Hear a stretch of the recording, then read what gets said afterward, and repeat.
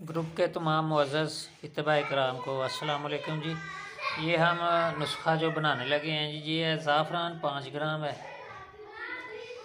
ये शिंगरफ है 5 ग्राम, ये माल कंगली और बिलावों में मदब्बर किया हुआ है, तो ये तरियाक है 5 ग्राम, ये गूगल भैंस है 5 ग्राम, ये हीरा हिंग है 5 ग्राम, और ये दालचीनी है 3 ग्राम, लौंग है 3 ग्राम, काली मिर्च है 3 ग्राम और सूंड का पाउडर है 3 ग्राम, मगा है 3 ग्राम और जायफल मगज़ है 3 ग्राम और ये जलवत्री है 3 ग्राम। तो इन सब चीज़ों का हम फाइन पाउडर करेंगे। तो उसके बाद जो है ना हम देसी अंडों की जर्दी में मिक्स करेंगे और अंडे के खोल में ही बंद करके इसको फिर ऊपर आटा लगा कर तो इसको फ्राई करेंगे।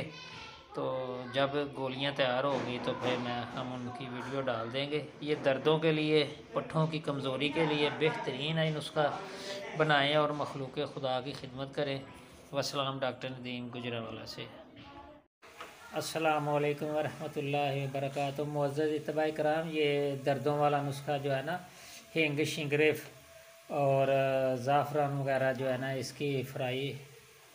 इसको फ्राई कर रहे हैं। ये 4 अंडों में पैक हुआ है।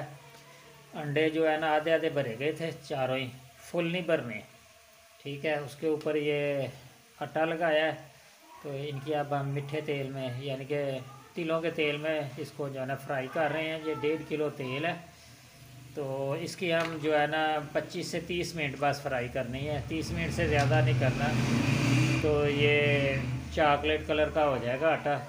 तो फिर इनको निकाल लेना और इनको निकाल कर फिर जब ये ठंडे हो जाएंगे तो आटे को हटा कर तो अंदर से जो रेड कलर की दवाई होगी उसकी कुटाई कर लेनी है।